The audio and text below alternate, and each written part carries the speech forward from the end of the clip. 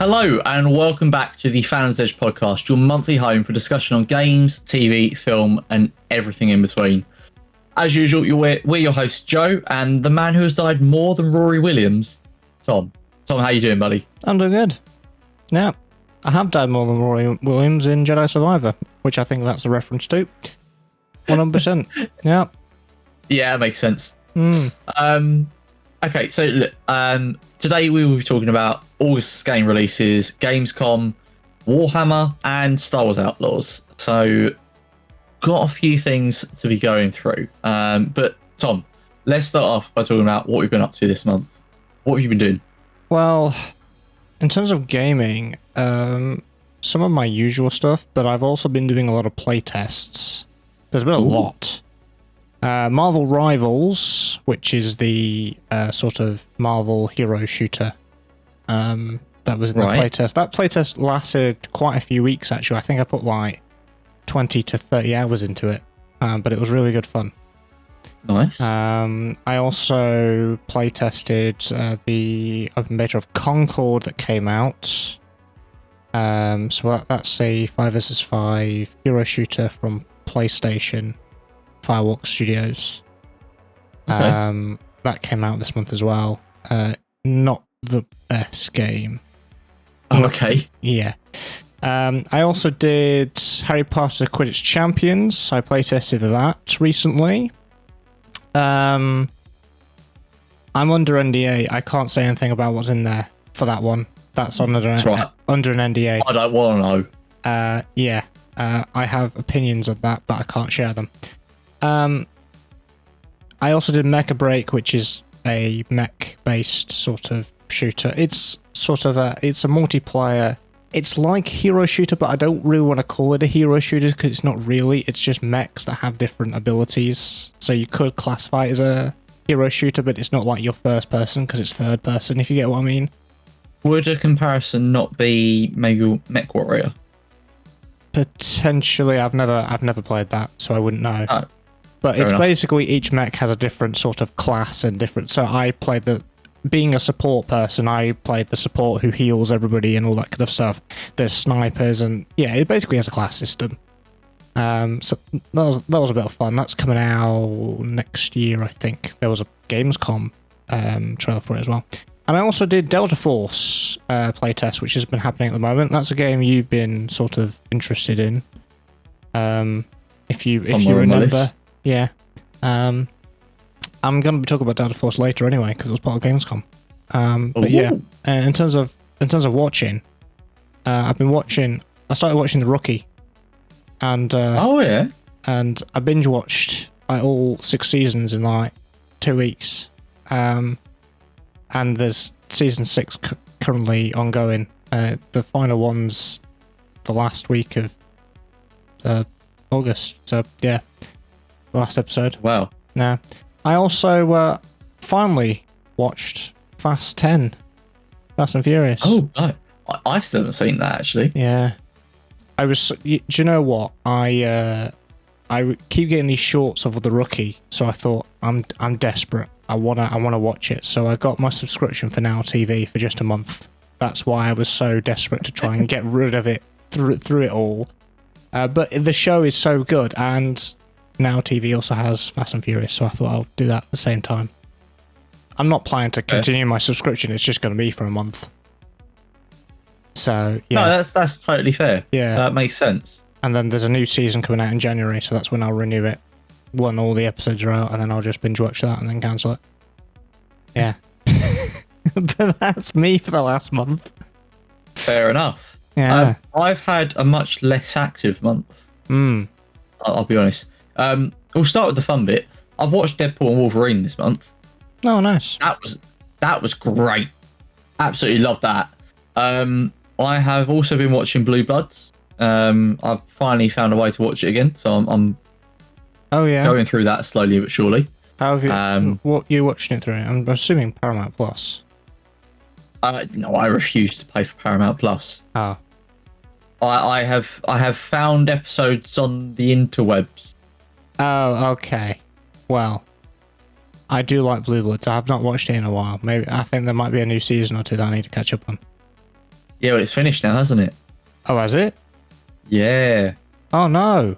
Well, I don't know if they've released the final episodes yet, but they're basically they're not making anymore. Well, I need to catch up then because I really like that show as well. Yeah, and I mean, a bit like you with the Rookie, and actually I've seen the shorts for the Rookie as well. But what got me onto Blue Bloods was seeing loads of shorts and reels for that. Yeah, that was the same with Blue Bloods for me as well. I've not really. Yeah. I watched all the seasons up to the point where it was they had it, and then I've not touched it for a very long time. So I sort of need to go back to it. Yeah. But yeah, so I'm catching up on that. I'm not getting through it very quickly, I must admit, but I'm enjoying it as it goes.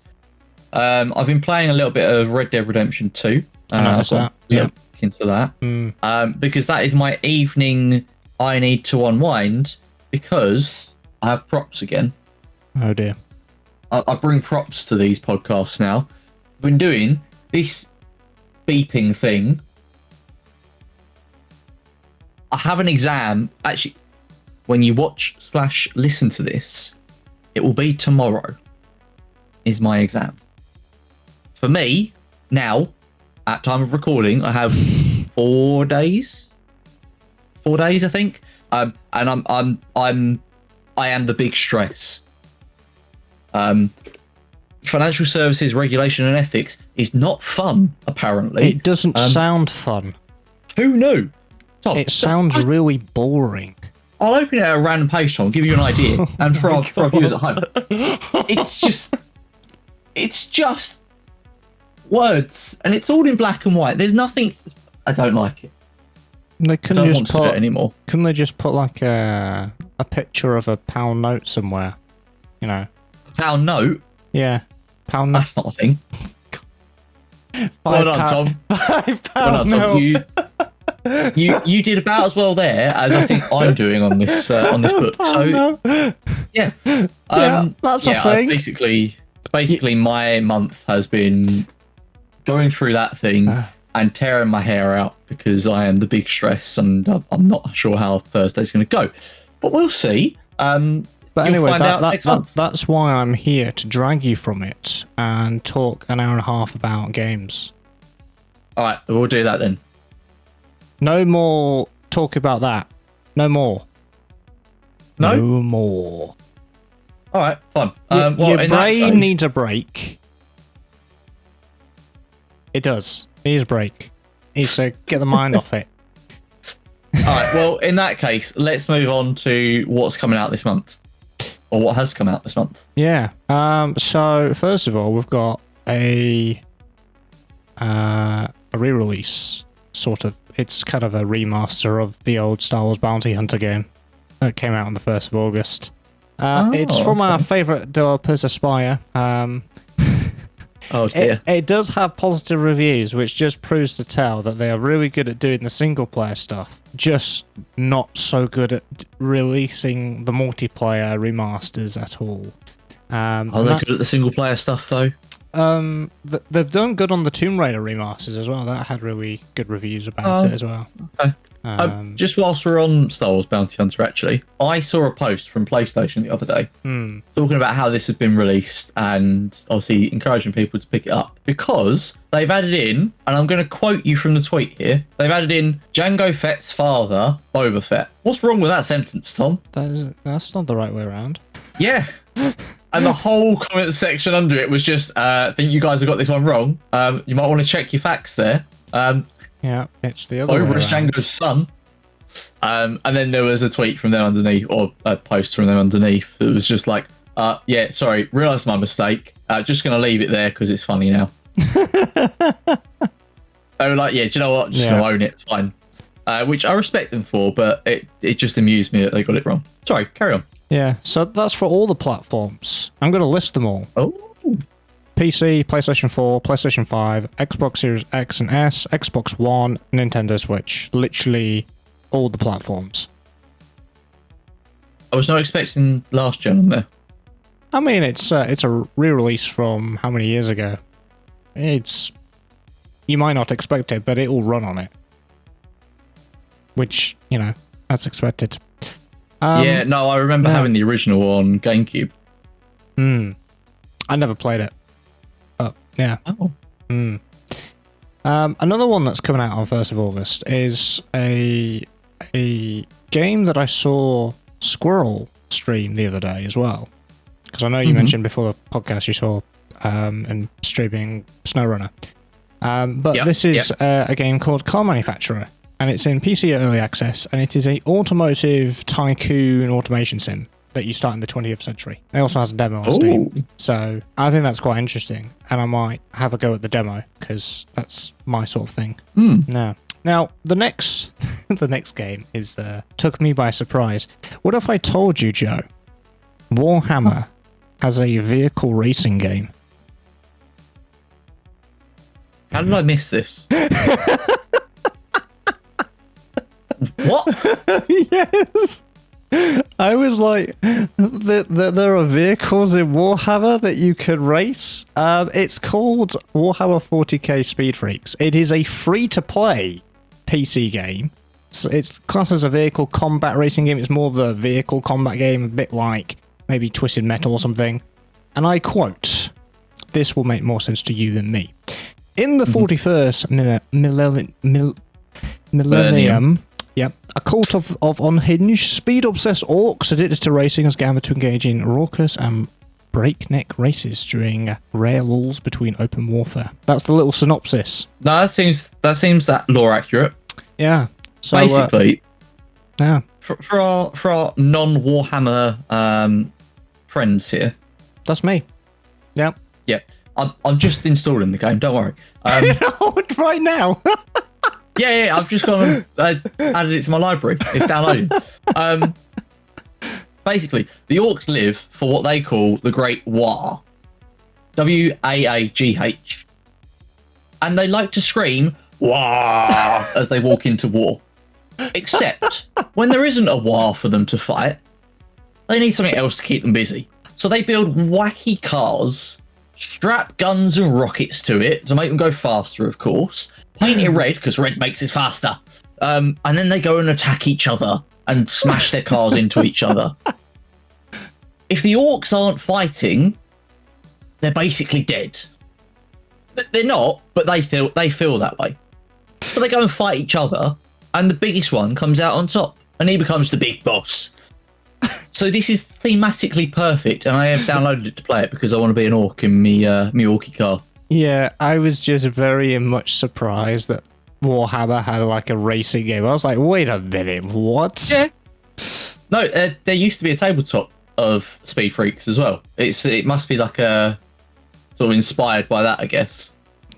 But it's the thing. So maybe I need to check that out because racing games and vehicle combat games is something I'm interested in. Yeah. It's like, you remember Wacky Racers? Yeah. Yeah, take that and turn the dial up to 11. Yeah, as I said, I feel like it's a little bit like Twisted Metal, isn't it? Where it's more vehicle combat focused than actual racing. I say 11. What I mean is 11,000. No, you mean 40,000. So you missed a trick there. I did think about it, but I thought it might be too on the nose. But no, actually, I'm just watching the trailer. It looks great. I want to play it. Yeah, so that came out on the 6th of August. On the 9th of August was a game that came out that was discussed on a Tuesday night trucking stream called Supermarket Together. Yes. So this is for the PC. It's a supermarket sim, and it's free to play, and it's up to 16 players. And you can do it solo if you want as well. But basically, more players in your supermarket, the more demanding customers will become. Now, there was, I think it was called Supermarket Simulator, wasn't it? Which was more of the single player thing, something like on the sort of same lines as, I don't know, something like PC Building Simulator and stuff like that. But this is obviously a different one.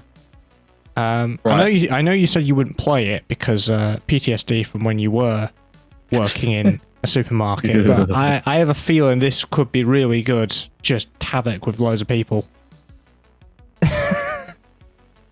Yeah, I'm getting flashbacks. I'm watching the trailer. I'm just getting flashbacks. I just think that's it's one of those quirky kind of goofy games that you can just mess around with friends. Yeah. So if that interests you, by all means, you can it's no cost to you because it's free. So the next game that came out is probably the most anticipated game this year, Black Myth Wukong, and it is for PC and PlayStation. It's actually delayed on the Xbox X and S. I'm not sure the reason. Optimization, maybe? I don't know. I don't know. It is an action roleplay game. It's inspired by the classic Chinese novel Journey to the West. And basically, this is very much focused around China, which means all the Chinese players will be playing it. Which is why this game, on day one, blew up every single Steam record in 24 hours. 2.5 million concurrent players of peak in its first day, which has beaten CSGO. And as you probably know, CSGO has been at the top of the Steam concurrents for God knows how long. Yeah. And the funny thing is when China goes to sleep, there's like 2 million players. The player count just dips. Just drops off. And then they all wake up again and they start playing it again. Wow. That's not to say people from Europe aren't playing it. It's just the majority will be from China. But yeah, huge record, basically. Wow. 3 days later, Concord came out, 24th of August. Now, I mentioned Concord. I did a bit of an open beta. It's for PC and PlayStation. It's the 5 vs 5 hero shooter based in space. And, on the first day, it had 600 concurrent players as its as a complete comparison to Black Myth Wukong. Yeah, the players are just not the players. The characters are just uninspiring. They're just boring, ugly. One's a trash can, basically, as a tank, garbage compactor, whatever it is. It's very. The problem they have is they've released this is a paid 5 vs 5 hero shooter in a market where the likes of their competitors, so Overwatch, maybe you could compare it to maybe Valorant or something like that. Any sort of hero shooter are free to play. Why would I pay I think it's 30 quid or $40 in the US that when I can go and play Overwatch for free? Yeah. Back in 2016, this would be fine because that Overwatch 1 was paid, if you remember. But in today's market, I think this is Sony and PlayStation trying to get a 5 vs 5 hero shooter out there, but it's just not working. It's just not worked at all. And there's not a lot of people. I had sort of some fun with the gunplay and stuff, but I only put maybe 2 hours in the open beta, and I was like, I probably won't actually play this. People who pre-ordered like the deluxe edition had their own closed beta, but when there was open beta, do you know how many players there were when it was free? It was 2,000 players, probably max, during that open beta. So it wasn't a lot, and that was just on Steam. We can't see the PlayStation stats, but it's not done well, and it's not had a huge reception either. Yeah, it is what it is. Yeah, it's not done well. It's not done well at all. On the 27th of August, you've got Smite 2, the sequel to Smite, which is the third-person action MOBA. I think everyone in gaming has sort of heard of it. I've never played it, but I think everyone's sort of heard of it. It's coming out of PC, Xbox, and PlayStation. If that interests you, if you're a MOBA player. The next game is going to be Game of the Year. It's Game of the Year, this one. On the 29th of August, it's the best game ever. Squirrel with a gun! It's Game of the Year. It's going to beat Black Myth Wukong and everything. It's going to be Game of the Year. Come Game Awards in December. Yeah. It is a sandbox shooter and puzzle platformer. What? I keep seeing adverts for this thing, trailers, and it just looks hilarious. As soon as I found out about this game, I'm like, add to wish list. This is it's on the same goofiness as Goat Simulator, but That's better. exactly what I was thinking. Yeah. Although I'm not going to talk about it when I get to the Gamescom bit, this had a trailer at Gamescom actually, because it was announcing it was coming to console as well. So I think it'll be coming to PC and Xbox. Can't remember if it's coming to PlayStation as well. But yeah, it's coming out on the end of the month. Score of a gun. And I just love the sort of Arsenal trailer as well, with rocket launcher and sniper rifle and deagle, and it's great. It's just one of those games that's just funny. You can be a good, nice squirrel and be friendly to people, or you can cause havoc, which is great. Why would you? I know. But it does give you sort of nuts to collect, because that's the sort of currency in the game, obviously, because squirrels like nuts. Yes. Yeah. Don't call it a squirrel with a gun and give me that option and tell me, oh, yeah, you can play nicely. No, I'm not going to play nicely. I am a squirrel with a gun. Honestly, give your head a wobble. It's just an option how you want to play. That's fine. Yeah. Yeah. So that's a game I really want. It's just, yes. That does look funny as hell. Then, one day later, 30th of August. Oh yes, my most anticipated game of the year. I've been excited for this. Star Wars Outlaws, coming on PC, Xbox and PlayStation. It is an action-adventure game. You play as a scoundrel in the Outer Rim.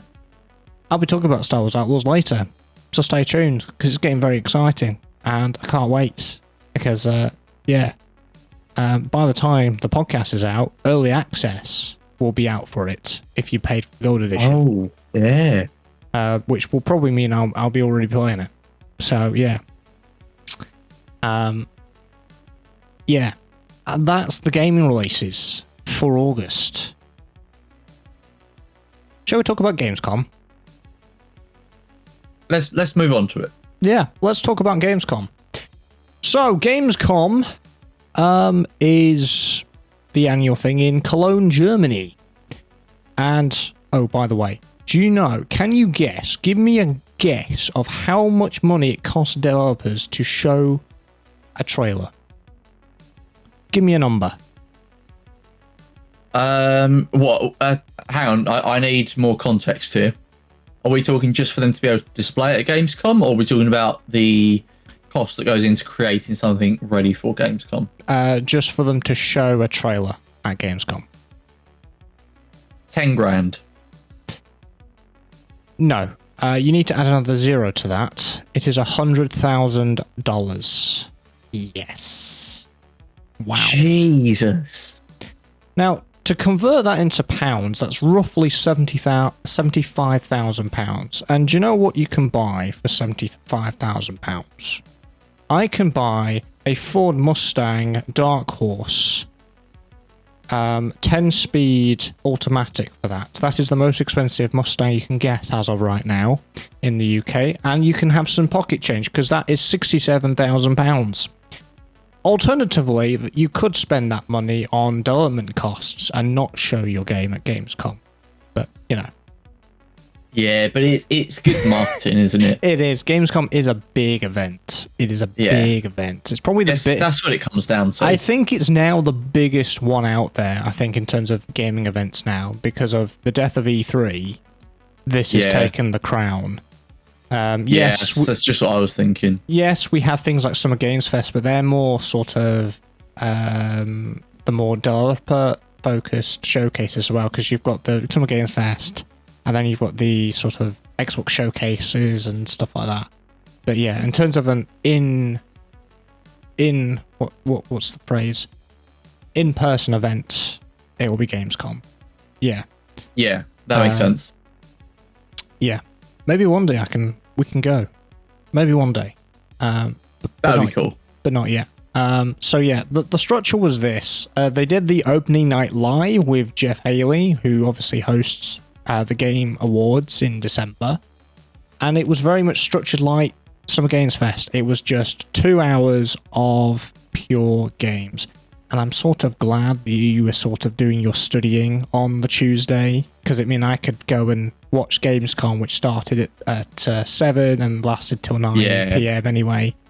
So I probably wouldn't have been doing Tuesday Night Trucking anyway, because I wanted to watch this. And then throughout the week, there were other live streams. They started, I think, at like 3 p.m. or 2 p.m. in the afternoon for us. And it was sort of these panels. There was IGN there doing the panels. There was the Xbox sort of team doing the panels. And they were just talking to the devs about the games. And some of them have some developer insights and some extended gameplay that we saw. I'm not going to go through everything, because if I was to go through everything, we would be here all day. So I'm going to pick some highlights.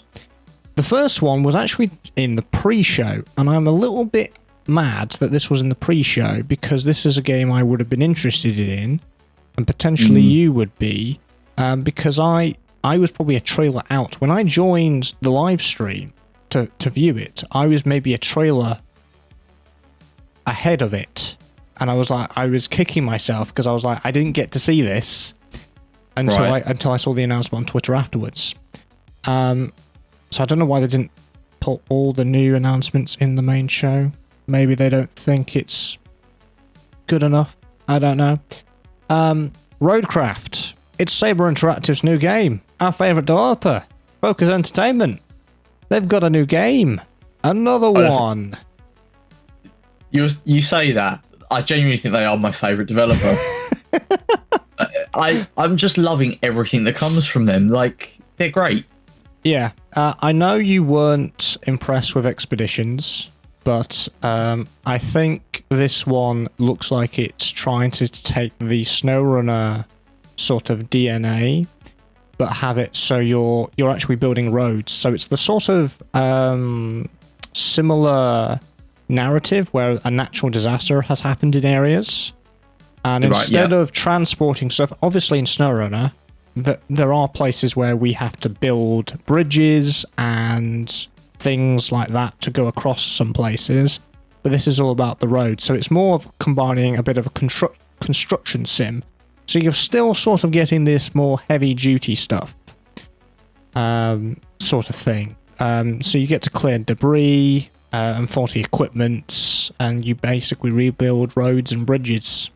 And it's coming out next year in 2025, and it has a new version of their engine. So they've done a new version of their in-game engine. And you can handle each object with realistic physics, accounting for the mass and size, interact with elements like sand, wood, and asphalts.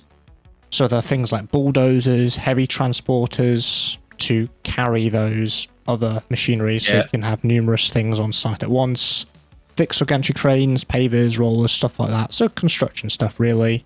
There are over 40 vehicles as you progress through the story-driven campaign, and there are 8 unique maps, each which are 4 kilometer squared in area, with their own biomes and buildings. And you can collect remnants of wood, steel, and cement and transform them into components in your recycling plants. And every piece of debris can be used for reconstruction and has co-op up to 4 players, which is more expected from Saber Interactive. So yeah, I think that sounds pretty good. And looking at the trailer, it does look more SnowRunner, less Expeditions. I don't know about you. Yeah, no. So I've just watched the trailer as well, and my comment was going to be, it feels like the spiritual successor to SnowRunner. Yeah. It takes that essence, and to be honest, I think if I was going to go with what's next from SnowRunner, I think that's the way I'd go with it as well. Yeah. Because I know that's what I wanted, but that's what I want now. Yeah. I've added it to my wish list. I want that. Yeah, I wasn't sure after Expeditions if you trust this or not, but I'm thinking this is definitely more. I get what they were trying to do with Expeditions because they wanted to appeal to a more casual audience, but it just didn't. Even as someone that has bought it and played it, I sort of regret buying it because it's not the SnowRunner experience that I was expecting. Like, it's fun and all that, but it just doesn't feel where it belongs with an existing audience, if you get what I mean. Yeah. Well, I must be honest. The scouting side of SnowRunner and MudRunner before it was never the bit that I enjoyed.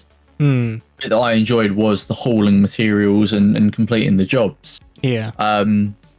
So yes, Expeditions never really appealed. I mean, I know I've talked about this before, but it never appealed to me because it was playing more into that scouting side, and it just wasn't something that I was excited about. Yeah. But as I say, this, I mean, as you said, obviously we've got a little bit of that, world building element in SnowRunner. That's something they brought in, but this goes more into that, I think, or at least from what they're showing in the trailer. It looks like they're going more into, okay, well, if you want to do world building, you can do that yourself rather than being a cutscene. Yeah. I like that, and like I say, it feels like it's captured the essence of SnowRunner, and it's continued with that, which, yeah, I'll definitely be buying this. I think also all these sort of materials and stuff, there might be some sort of, I'm going to say, Factorio element into it, where you put materials into a particular factory and it produces something which you can then use. I think that's my sort of interpretation with it. So that's, I think, cool as well. Sort of more of a factory element of it producing something. But yeah, this is basically like them removing all the roads from SnowRunner. No roads, just plain off-road, and you've got to build the roads where you'll be traveling. Yeah, I just on that what's the word? Construction side, or recycling side rather. They didn't really show much of that in the trailer, so I'll be interested to see more on how that works. Yeah. Because my worry at the moment is it would just be a drop-off pickup. In terms of how we pick up materials and stuff, or components, or whatever it is in SnowRunner. Yeah. It's just that you press a button and it plop, and that's it. Yeah. I'm worried it'll be a little bit like that because they haven't shown it off. But you never know. We'll see what comes of it. I'm sure we'll see more. I'm hoping it will be like Construction Sim, which I've played. In Construction Sim, it does have a sort of area where it's designated on, but you do most of the work of everything, and all the physics of all the, if you're laying asphalt and stuff, you've got to be fairly accurate, but the game will sort of do its own thing to assist you a little bit, but not too much, if you get what I mean. Yeah. So, for example, if you were rolling all the asphalt so it's all flat and stuff, I think you would have to do basically 90% of the flattening, and then it would sort of auto-complete the rest of it. So you would do the majority of it. Yeah. I'm trying to explain something, but it's easier if it's more shown. But yeah, I think you're getting what I'm getting at. I do know what you mean. I've not played the latest Construction Sim, but I've played ones before it, so I understand. So if it's anything like that sort of sophistication of combining basically Construction Sim with SnowRunner, I think that's going to be a happy player base, because it seems it's more of the core audience as it's going towards. And of course, the up to 4 players bit as well, which is expected, and happy to see with that. Yes. So maybe when we finish SnowRunner in 7,000 years, we can start Rowcraft. I was gonna say, finish SnowRunner. You're ambitious. We're never finishing SnowRunner. Never. It's not happening. No, you're absolutely right. I mean, I want to play it. I do want to play it, but we are so behind. I don't think we're going to finish it. Yeah, we are. Really are. Could we aim to try and keep on top of Rowcraft when that comes out, maybe? I don't like our chances. No, neither do I. Anyway. Yeah. Now the next one is going to be a little bit exciting for you. This is Secret Level. And this, oh my god. This is an anthology series by Blur Studios. And it involves Warhammer 40k as a TV series, and each episode is going to be on one game in particular. And it's from the creators of Love, Death and Robots, the Netflix series, and all that kind of stuff. And there's a whole list of games. I was excited to even see sort of. I think that one of the only things that I sort of recognised was the Space Marine sort of armour in there. And I got, as someone that's not really a Warhammer fan, even I got excited because I thought, oh, that's going to be really cool to see. But I don't know what That's the right answer. I just got excited by the entire thing. The fact that this is, by the way, this is going to Amazon Prime as well. So if you've got Amazon Prime, you can buy it. I have a feeling you have some things to say about this. I do. I've already seen this trailer. Yeah.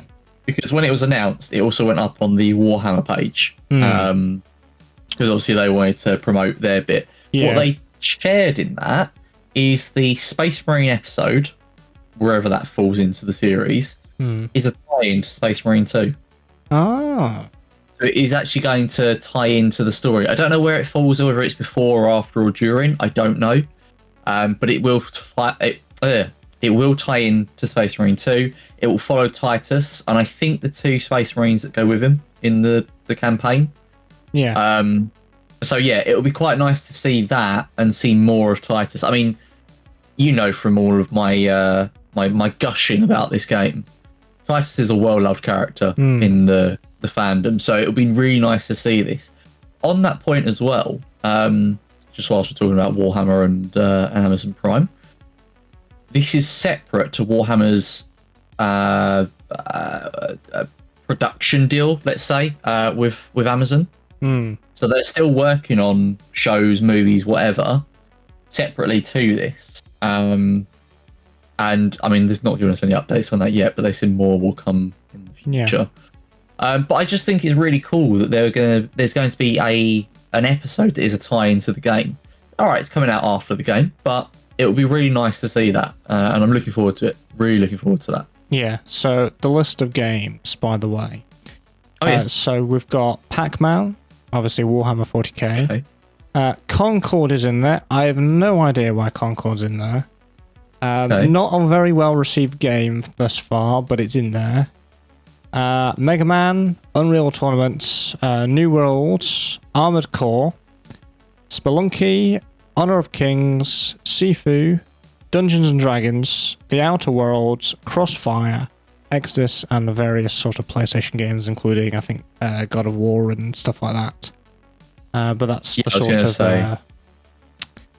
that's really why I think majority of it I didn't really recognise. Some I only probably recognise a few, like the Space Marines and stuff like that, some of the PlayStation stuff, and Pac-Man, Mega Man, stuff like that. Because there's a lot of stuff that I'm not definitely familiar with. But I think it's going to be interesting to sort of watch. Yeah, definitely. I mean, I definitely saw God of War in there, so that'll be interesting to see. But no, I agree with you. I think it'll be really interesting to see some of these, some more than others, but popular games, getting a TV showcase, let's say. Yeah. Getting a little bit of a showing to a wider audience. I think that's quite cool. I think it's cool that they're doing a different theme for each episode. I'm sure I'll sit here wanting more of each episode, as is always the case. But no, I think it's cool. I think it will bring more people in or introduce more people to these worlds and these games. And yeah, maybe it'll bring more people into gaming, which is always good for the industry. Yeah. Yeah. See, I would almost imagine sort of Apex Legends, Overwatch, maybe Valorant doing that, because although those are sort of hero shooters, which obviously aren't your cup of tea and more mine, but the great thing about those sort of games is they are very lore heavy.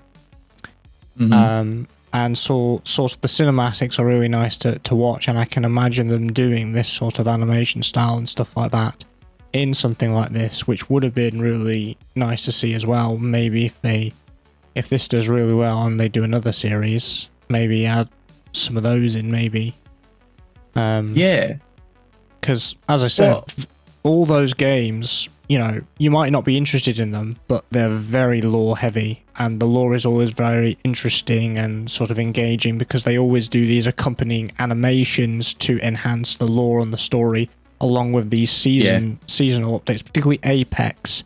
There's a lot of that, and obviously Blizzard with their animations with Overwatch, because every hero that they introduce has a origin story and sort of some sort of tie-in to the overarching lore. Yeah. So I'll be very interested to see if they take one of those up maybe in the future. So that's secret level. Moving on to Delta Force. This is the game I claim you're interested in. You have said you were interested in this. You have probably forgotten by now. It's me, yeah. So this is the game that will have the paid campaign, but free-to-play multiplayer and extraction shooter. So this is based off a game that was around years and years and years ago, and is currently having a playtest, which I've been playing as well. And do you know what's funny about this playtest? Is there's no end date. We don't know when it's ending, but loads of people have access to it. So, you know, yeah, it's a bit weird. They've actually changed the name of it now, so it's now just called Delta Force. It used to be called Delta Force Hawk Ops, but now it's just Delta Force. It's easy to say, which I sort of agree with. Yeah. Yeah, so, not only that, they've announced that it will be playable at Steam Next Fest in October. Now, if you don't know what Steam Next Fest is, basically 4 times a year, Steam do an event where you can play demos of upcoming games. And I've sort of read into this, probably because a few months ago, I was sort of starting to develop my own game of myself with a friend. And we had a look at Steam Next Fest. And basically the rules are this. You can only submit one title to one Steam Next Fest. Once it's been submitted to a Next Fest, that's it. You cannot submit it to another one. So you tend to put it into a Steam Next Fest before its release date, if you get what I mean. Yeah. So, yeah, and there's going to be PC Early Access in Q4 2024. So everyone... at the moment, the playtest is based on keys. You can get keys in their Discord. There are Twitch drops, all that kind of stuff, and request through Steam if you want to as well. I have a feeling it might be ending fairly soon. I have a feeling, although there's no actual end date. I'm just speculating here, because it has been out for a few weeks now. Right. Yeah, I have a feeling that at Next Fest in October, everyone will have access to it instead of just keys everywhere. So it might be something that you might want to have a go at. It's got a Battlefield-style multiplayer, and then it's got an extraction shooter. And I think you said you were maybe interested in the extraction shooter, maybe. Which is kind of fun. I've played both. It's fun. It's got a bit of destruction. It does have operators like Battlefield 2042, but I feel that this is done sort of right. And honestly, playing this, it feels like a full release. It doesn't feel like an alpha, because it's in alpha right now. It's an alpha playtest, and it feels really good. Gunplay feels good. Everything's just smooth. There's hardly anything wrong with it. It feels ready to go. And this is also going to be coming at some point to consoles and mobile as well. But that'll be later down the line. So they'll want to do PC first and then bring it out for everything else. So yeah. And remember, this will have a paid campaign as well. So yeah, it's quite interesting. Thoughts? Yeah, I had forgotten about it. You're right. Yes. There's no denying it. This is me we're talking about. Yeah. But no, watching the trailer, it has got me interested again. And yeah, I want to give it a go. I'm not sure if I'm going to sign up for the playtest or just wait for the game to come out. Yeah. But it's another one I've added to my wish list. I mean, as I said, you can wait till October where it's on Steam Next Fest and you can play it anyway, where everybody can. Yeah, instead of waiting for a key that you may or may not get. Yeah. Yeah, I might just wait. I mean, I've got, let's be honest, next month all I'm going to be playing is Space Marine 2. Yeah, absolutely. it's undeniable. So I'm not going to worry about that right now. But yeah, if it's sort of October time that I'll be able to have a look, then yeah, I'll keep an eye out, definitely. Yeah. So that's Delta Force. Right. Indiana Jones and the Great Circle. We got a Gamescom trailer. We didn't just get a Gamescom trailer, we got a date reveal. Oh. Now, I've had a concern of, we've seen Indiana Jones a couple of trailers now this year, and I was like, where the hell's the release date? Because it keeps saying 2024. And I'm sure you might have sort of shared this same opinion of, well, it's almost 2024 feels like it's almost over, but we haven't had a release date until Gamescom. And it's going to be releasing on December 9th for Xbox and PlayStation. Which goes on to my sort of next point. It's going to be releasing for PlayStation 5 for spring 2025. This was meant to be slated as an Xbox exclusive, but now it's PlayStation 5. Now, if you remember, a few months ago, we covered the Xbox podcast with Phil Spencer. Yeah. When the internet was all in panic where Xbox might be exiting the console industry or gaming industry or whatever. So we were very interested to talk about what they were going to say. And do you know what Phil Spencer said back then? Yeah, Indiana Jones and Starfield were not going to the PlayStation. But now it is. Whether he meant as of right then or not, I don't know. But it also seems very quick. Spring 2025 starts, in March? So that's 3 months after the Xbox release. 3 months, it could be anywhere between March and, May? For spring? Yeah. So minimum of 3, maybe a maximum of maybe 5. I've heard of exclusives being 6 months to a year, but never this short. Yeah. There's something that's a little bit off about that for me. I don't know about you. Yeah, I don't know. It's an interesting one. You're right. It does seem like a short time for it to be exclusive to one side rather than the other. Although, is it not coming out on PC? Yeah. It's not really exclusive. Yeah, we say that, but all Xbox games come to PC anyway. If you think about it. Forza Motorsport is an Xbox exclusive, but it also comes to PC. I don't count that in the exclusivity sort of aspect. Yeah. Yeah, I don't know. I mean, it certainly works the other way around, though. If it's a PlayStation exclusive, even if only for a certain amount of time, it doesn't come to PC until... Yeah. But that's only because Xbox obviously is owned by Microsoft, and Microsoft have Windows, and that makes sense, that ecosystem. I don't know. I mean, like I say, it's an odd one, because you're right, it does feel like a short period of time. But then it could just be maybe they've decided actually they don't want to go that harder stance on it. Maybe they don't want to just do exclusives. Maybe, I mean, I'm sure we talked about this on a previous podcast that, we're starting to see a shift where once upon a time, in fact, we did discuss this previously on a podcast. Yeah. Once upon a time, cross-platform play was non-existent. It was a pipe dream. Yeah. Anyone that suggested it was laughing, right? A fool. Whereas now, cross-platform play is kind of the norm.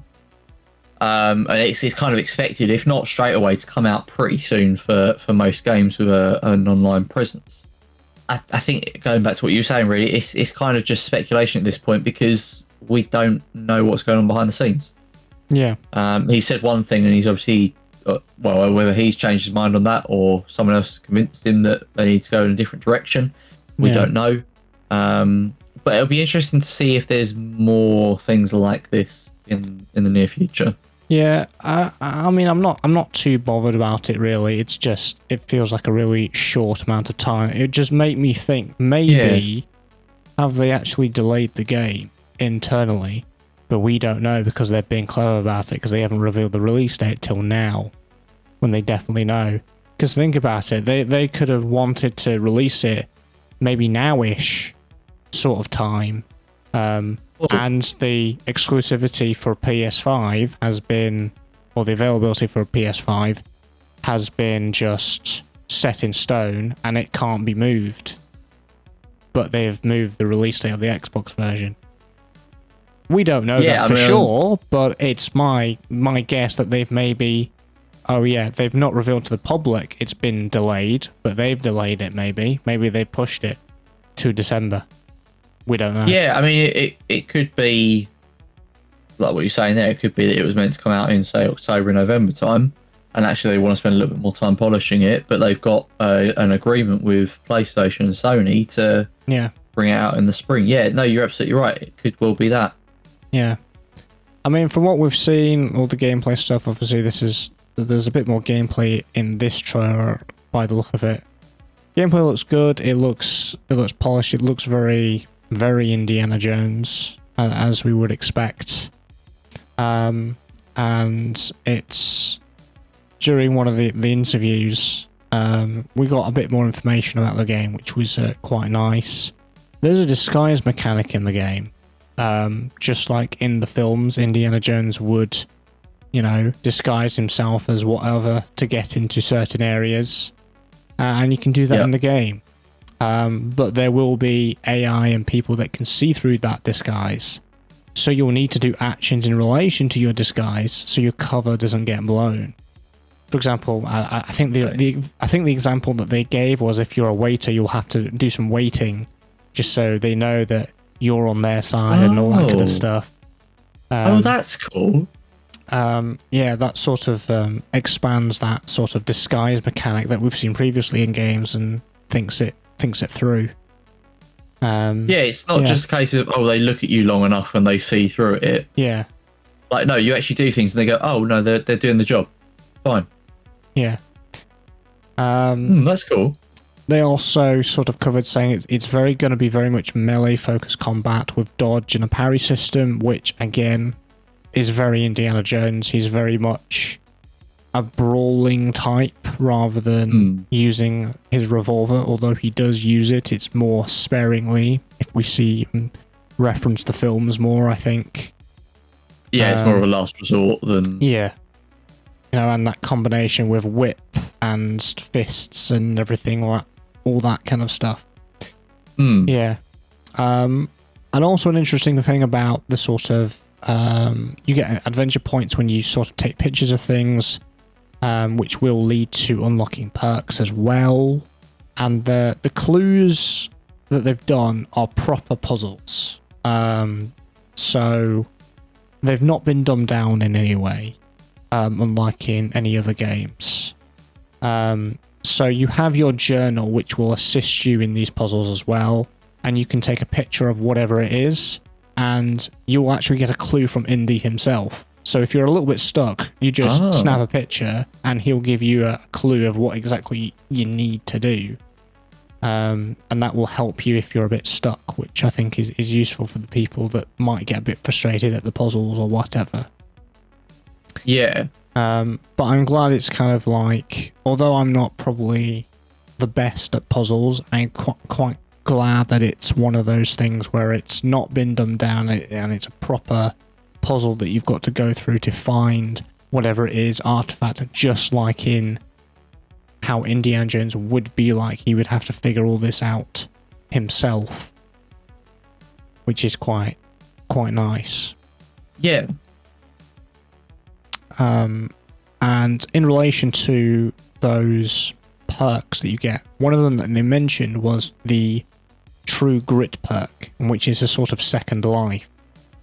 So if you die and you have the True Grit perk, basically he drops the infamous hat on the floor, and then True Grit enables, and he picks it back up again with the sort of score cue to it, as you would expect in the films. That's cool. I just think that's just a really cool thing that is so Indiana Jones sort of thing. Yeah, and definitely. It is looking like Machine Games are really grasping this Indiana Jones aspect, sort of thing. I know you said you're not a big Indiana Jones fan, but like, what are you thinking looking at this trailer and all this sort of new info? Yeah, it sounds quite cool. Again, I'm not sure if this is a game that I'm going to pick up because I don't have that kind of connection to the franchise that say you do. Yeah. But it does look pretty good. I'm sure you're going to play it on stream at some point, so I'm sure I'll watch that. Yeah. It looks interesting. Definitely looks interesting. The mechanics sound really cool. It sounds like they've really gone to town to make it feel accurate, if you get what I mean. No, it sounds quite cool. There's some really cool things in there. I especially like that thing about the disguise system. Yeah. Really like that. I think that one other thing is the audio team went to some sort of professional for the whip sounds. So they had a really good fun of getting all the sounds for the whip. So the whip should sound really authentic and really good. There's a job description that involves a whip, and I can't remember what it's called, but they used something. They said they visited someone in Sweden or whatever, because I think Machine Games are from Sweden. So they've used someone, obviously, in their country to do that. But I just, little things like that is just really cool to hear the fact that just simply the audio team had a good day out just recording that. Just talking of the whip, actually, I did notice in the trailer there is whip physics. Yeah. When you whip someone, it then trails on the ground, and I like that. That's good. Yeah. It's not just it comes back to your hand or whatever. Yeah. So this was another thing that was mentioned. There's a combination of animation to the whip and actual physics. So it's a combination of both that you'll experience when sort of playing, which is really cool and really nice. Yeah, definitely. Yeah. So that's the new exciting Indiana Jones news. Whether I have enough money by December 9th is another question. But we'll see. Right. The next game I want to sort of briefly touch on is the Mafia games, because there's a new Mafia game coming. Mafia: The Old Country. And it's coming out next year in 2025. I've only played Mafia 3. I do want to play the other two, but I quite like Mafia 3. I liked the gameplay. I liked the story. I had some fun with it. And this is the origins of the organised crime in Mafia: The Old Country. It's a gritty mob story set in the brutal underworld of the 1900s Sicily. And you get to fight to survive in this dangerous, unforgiving era, with action brought to life by the authentic realism and rich storytelling that the critically acclaimed Mafia series is known for. We only really have a sort of teaser. There's not really much to that 60-second sort of teaser trailer. But I'm sort of glad that we have a new sort of Mafia game on the horizon, because I think it's going to look pretty cool, and it's sort of a prequel almost, which is nice. Yeah, definitely. Do you know, Mafia is another series that I haven't played, but I've heard really good things about it. Yeah. I just had a bunch of fun. I know Mafia 3 probably isn't the best in the series, but I had a lot of fun when that came out. And I really enjoyed it. And it's good to see the new one that's coming out. Although we don't really know much about it at this point of time. It's just a bit of a teaser. But a teaser is, something that's good. Because I think Hangar 13 did tease something that they're working on something. Or somebody did an article saying, we're going to get a new sort of Mafia game, but it's nice to see a little teaser there. Right, Atomfall. I've got a lot to talk about with Atomfall because we got some gameplay. We discussed this not too long ago because we discussed about the phone box and the fact that this is basically a British. People have been saying it's a British Fallout, basically, sort of thing.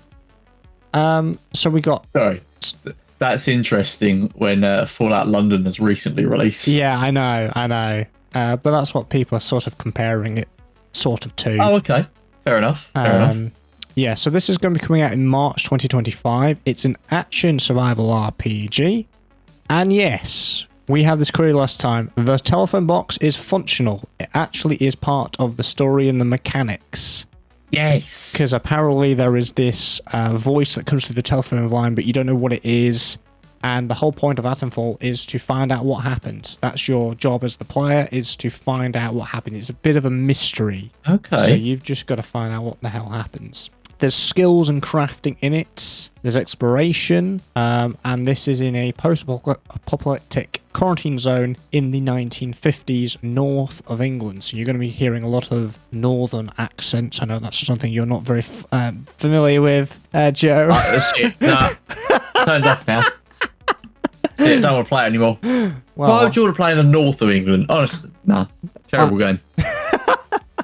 0 out of 10. Would not recommend. Oh my god. And this is actually developed by Rebellion. And you might have heard of them, but you might have heard of what they're known for, which is the Sniper Elite series. Oh. So it's those guys that are making this game. Okay. Which is an interesting and different sort of direction for them. And even you are a mystery as the player. So you may or may not discover with your interactions and things with your character, there's sort of no indication of age, race, gender, etc. for you, which is also quite interesting. But I think the way that the developers worded this in their interview was you can find this out if you find it out. Like everything else in this game, it's a bit of a mystery. So you'll have to find the clues, sort of thing. And you get to choose which characters you trust and don't trust. So there's that sort of mechanic of RPG in there, of interactions with other characters. Can you trust them? Can you not? Sort of thing, which is also interesting. And there's mixed melee and ranged combat, including cricket bats. Yes, you can whack someone with a cricket bat if you want to. Oh, that's perfect. Yeah. Weapon of choice. Absolutely. And resources are very limited, so if you do find a gun, it might have 3 bullets in it. And everything's a bit scarce, but you can craft stuff as well. And most of the guns you find might be a bit rusty. I mean, this is a quarantine zone that you've been in for 5 years. I think I count, although it's classified as 1950s, I think you're actually in 1962 specifically. And this is actually all based on a true story. Do you know about the very first nuclear disaster in the world? I'm not sure. Well, don't worry, because I'm going to tell you anyway. Okay, cool. Yeah, so it's based off Windscale in 1957 in Cumberland. Now, Cumberland is now called Cumbria. So Windscale's Unit 1 core caught fire and melted, which led to large amounts of radioactivity to release to the surrounding area. And it ignited an estimated 11 tons of uranium and contaminated much of the surrounding area and reached as far as mainland Europe. Wow. Yeah. And there were more than 200 cancer deaths that are attributed to the disaster, which is considered to have been the worst to occur in the West. Wow, blimey. I had no idea. Yeah, so that happened in the 50s, basically, and was the first nuclear disaster ever, which I wasn't really aware of, but it's based on this story. So I think there was a quarantine and all that kind of thing for it all. So that's where it's sort of based off. Hence why it's based in the north of England, because it's based on that event there. But obviously, as we know from the trailer, it's got that more supernatural, maybe twist to it that obviously the devs have added. But the main premise is to put it around the Windscale disaster in 1957. But obviously that's 5 years later, so you're in the 1960s now. But technically everything would be still themed in the 1950s because you're in this quarantine zone, so nothing's developed. Nobody's come and gone. Yeah.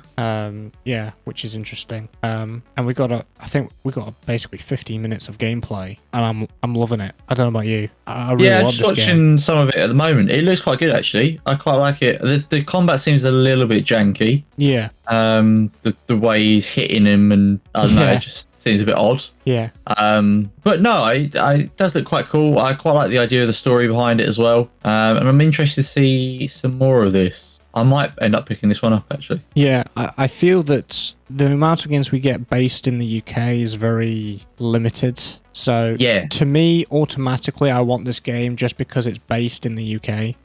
Yeah, it's based in the past, but you know, it's something that's quite cool because it's usually when someone bases a game, it's usually London. You know. Yeah. Case in point. That's true. Watch Dogs Legion. You know.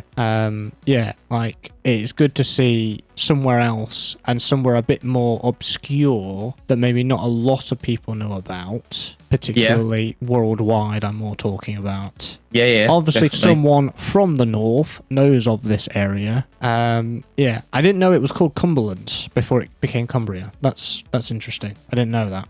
Oh, okay, fair enough. Yeah. But yeah, I'm excited to see that come March, which is will be a game for me for next year. Okay, I want to talk about one last thing.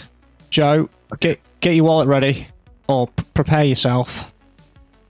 We're talking about Moza. Dun dun dun. So Moza were at Gamescom. They have their little booth. They did. Tom. Yeah. I see the pictures. Yes, you do see the pictures. Just wait.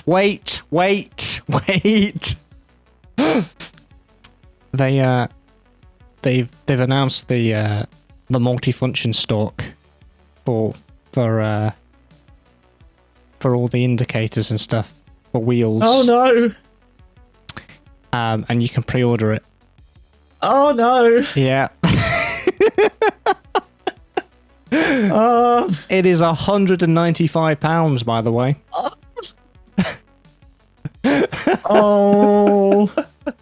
Oh, Tom. They announced a few things, but I'm only going to cover two in the podcast today.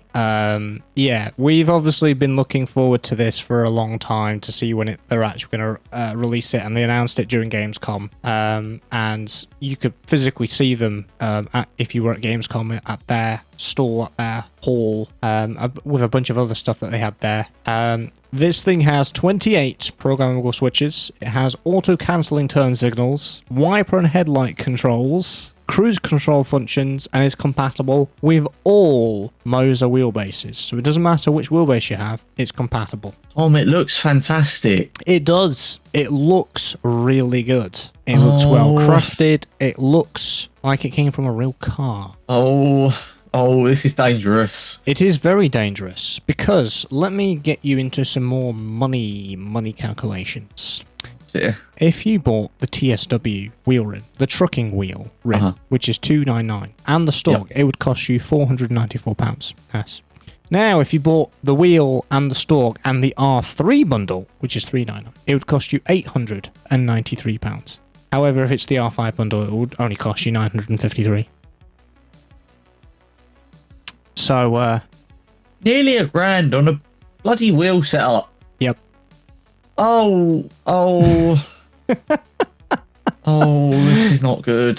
This is going to have to be a thing that you'll just have to add later, I have a feeling. I know you really want it, but you need the wheelbase first. I was going to say, it's like all of it. I'm going to have to buy it all in stages because I'm going to have to get the wheelbase. It's going to be the R3 bundle. We know this. Yeah. And then I'm going to get the wheel later on. And then I'm going to be like, oh, well, now I need the stalks. And then I'm going to get the stalks. I just... Yeah. My wallet hurts already. Yeah. Oh. So, obviously we were expecting this, and it's good that they've announced this.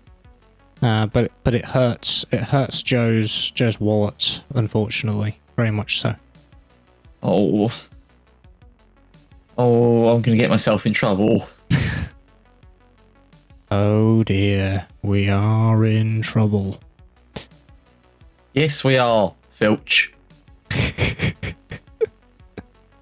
I also wanted to highlight a rim that they teased before Gamescom and actually had at Gamescom, which I was very surprised at. Because they have a replica steering wheel for the Porsche Mission R. Look at that rim.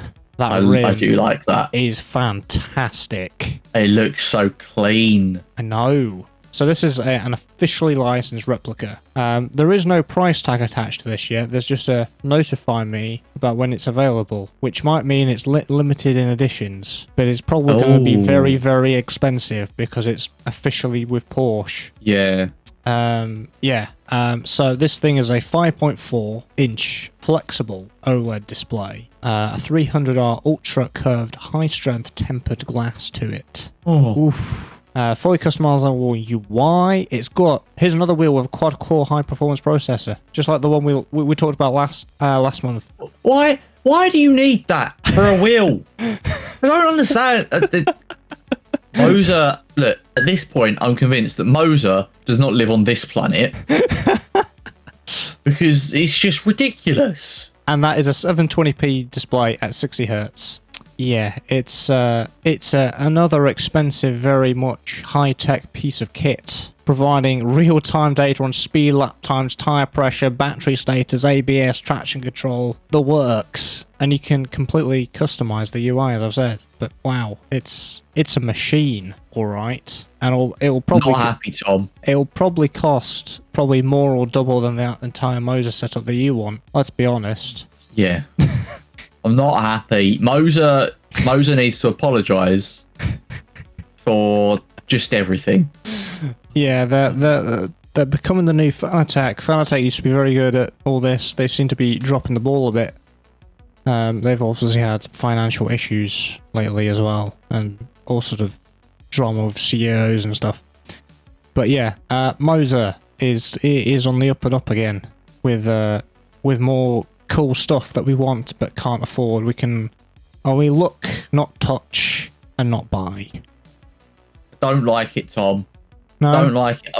I'm gonna have to spend. In fact, I'm gonna have to start selling limbs to pay for my Moza setup, which I won't be able to use because I've sold all of my bloody limbs. Yep, that'll do it.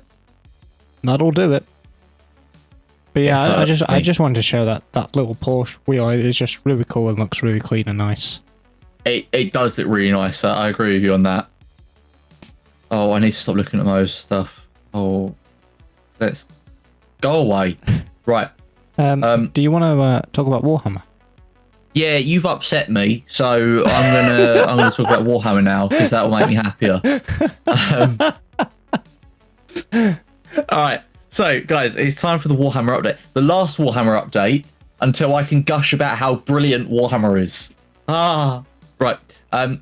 Again, at time of recording, I have a week and 4 days. I had to work it out. A week and 4 days until I can play this damn game. So excited. I've never been so excited for something in all of my life. We have had more trailers, and also what I've noticed recently is they've sent out review copies, because I've noticed quite a few YouTubers playing the game and giving their thoughts on it. Seems to be the co-op mode that they're playing. I don't know if it was maybe that they got to play some at Gamescom, perhaps? Yeah, there was a demo at Gamescom as well, yeah. But yeah, I've been seeing a lot of this, and it has me excited even more. So we got to see more gameplay, and we got more information. I'm going to start with some of the information. A lot of it has been going over what we've already talked about, so the various different multiplayer modes, following the story of Titus, things that we know. But I need to make a correction on my earlier breakdown of the game modes, because I thought it was single player PvE and PvP. And I thought the PvE was the co-op mode that they talked about. But I can't remember the fella's name, but he was interviewed by IGN, and they were obviously talking about, he's one of the sort of, I don't know if he's the CEO or something, or he might be one of the lead devs. Anyway, very important person. He said that the single player or the campaign mode, your buddies will be able to join you and play as the Battle Brothers that run with Titus. So there is actually a co-op mode, as well as our PvE and PvP that we talked about previously. So that is something that I didn't realise, I didn't understand from previous videos. It may be that I've misunderstood, so please take that with a pinch of salt. I could be wrong, but that's certainly the way that he explained it, and I understood it. So there's more, Tom, there's more for us to play through together. So the guy that was interviewed is the Chief Creative Officer at Saber Interactive. Ah, there you go. The CCO. Yes. Yeah, very important person, and obviously has a lot of information. But he talks a lot in that interview as well about how they designed the story, and he said that they wrote the story for the game basically in conjunction with Games Workshop writers. So it makes me even more confident that it's going to be really accurate to the lore. I mean, I already knew that from all of the gameplay that we've seen so far, and even the trailers, to be fair, are just showing sort of the adherence to the lore and the sort of the gratitude they're showing to that. But no, it just kind of confirms it a little bit more, which is always nice. It's always nice to hear that. We've also seen that the classes have been revealed, which is a little bit more about the PvE and PvP modes that we'll be looking at. So there are 6 classes altogether. You have Tactical, which is your standard sort of ranged gameplay. You'll have, I think, a combat knife, and you'll be able to do a little bit of that close range. But generally, you're going to be using, kind of your basic bolt rifle, that kind of thing. There's also the Assault class, which is a jump pack and melee focus. Interestingly, seeing a new weapon that was not in the first Space Marine, which is the Power Fist. We haven't seen that before, but that's going to be coming, so that will be quite interesting. The return of the Thunder Hammer as well, my favourite weapon. I get to jump in the air and pound the ground and watch everything and go poof. It's great. We've also got the Vanguard. Now, the Vanguard, I can't quite get my head around how this is going to work in terms of gameplay. It's light armor. You get a grapple launcher to close distance quickly, but like based on the model that they've used from the tabletop, it should be kind of like a bit of a scout, but the gameplay doesn't seem to reflect that. So I'm not sure how the Vanguard is going to work. I'll be interested to see a little bit more of that. I don't know if it's going to be a class that I play or not, but we'll see what comes out of that one. It's a little bit vague from what I've seen. It doesn't seem like a lot of people are playing it, so it's hard to gauge it. Yeah. The next one is the Bulwark. So it's a little bit like the Assault, but rather than having a jump pack, you have a shield. And again, it's a very melee focused class. That's the word. You do still get a pistol with it though, so you can still get a little bit of range damage in. But yeah, it's I guess you're kind of going to be soaking up some of that damage. Next is the Sniper. Now this one I feel like doubles up as the Scout because it has an invisibility cloak. And having seen the breakdown of the weapons, yes, there's a couple of different snipers that you can use, but it also has like a carbine, so it can do sort of close range stuff as well. So I feel like that'll work really well as the Scout class. And you get some like bombs and stuff that you can use to just melt enemies, which is always great. And finally, we have the Heavy, which, as the name suggests, heavy weapons, heavy armor. You are a literal tank walking around the battlefield. So each of the classes gets some kind of like power up. Unfortunately, I didn't make a note of them, so I can't go through them. But the Heavy has basically like a shield that it can throw up.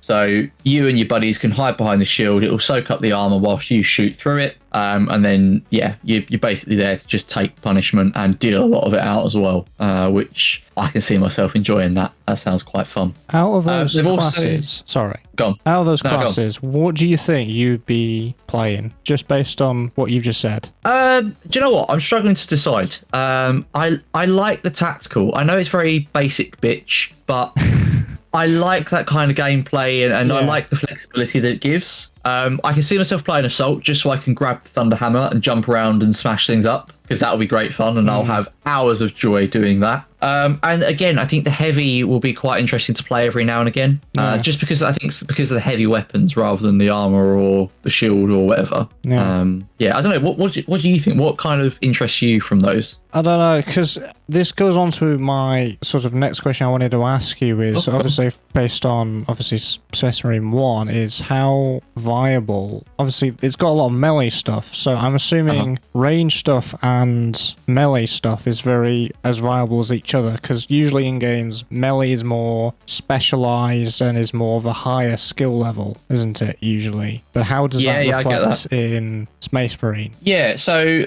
from the trailers, it looks to play quite similarly to Space Marine 1. Space Marine 1, it was very much a mix of the two. So you had your range gameplay, and obviously you wanted to shoot as many enemies as you could before they closed with you. But one of the things that Space Marine did really well, and Space Marine 2 is definitely doing well with the Tyranids, is they throw a lot of enemies at you.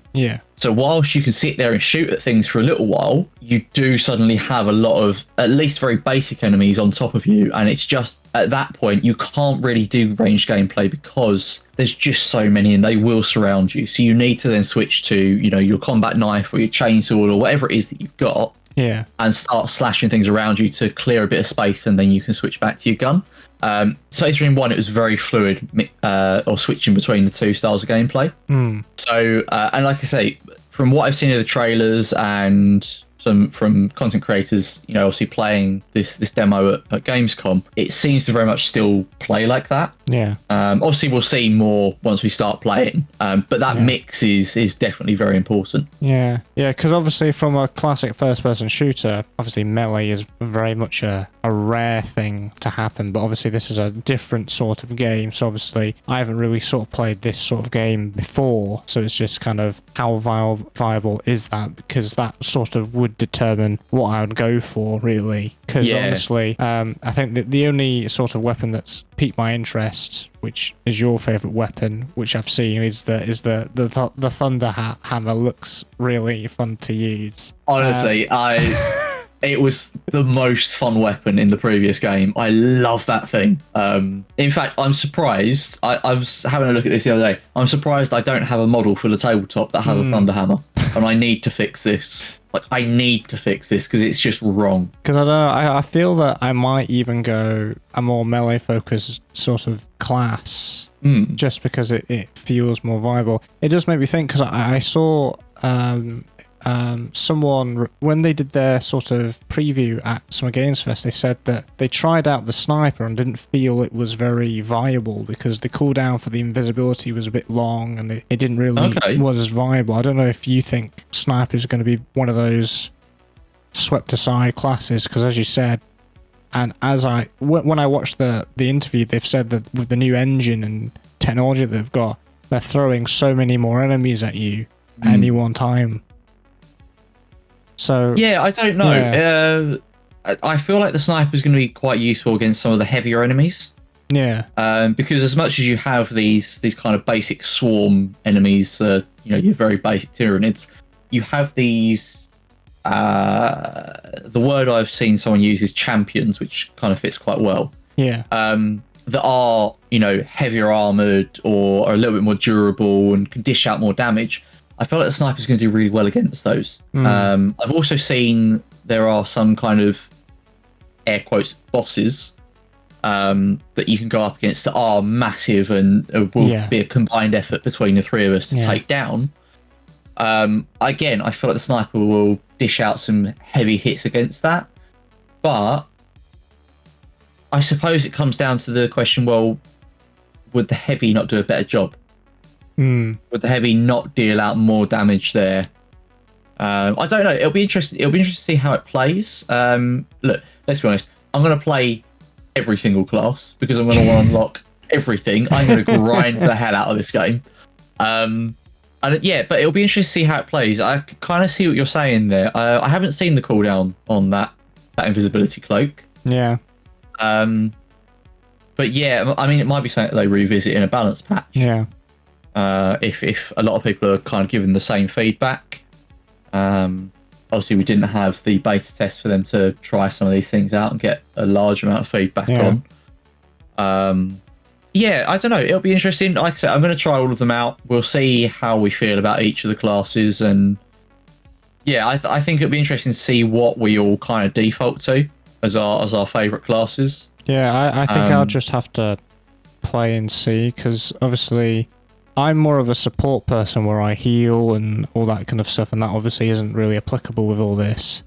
Yeah, actually, it's interesting you say that, because I'm surprised we don't have an apothecary class. But actually, in terms of support, the Bulwark might work for you. Yeah, because obviously in any other FPS or whatever, no matter what it is, you know, I mentioned right at the start with Mecha Break, I usually default to a support where I'm healing my teammates and I'm doing that stuff and I'm not really doing damage. Sword and Shield isn't really a type of gameplay I've really done much in any game, but maybe, you know, I'm sort of going towards that maybe. Maybe maybe something like Assault or even Vanguard, maybe.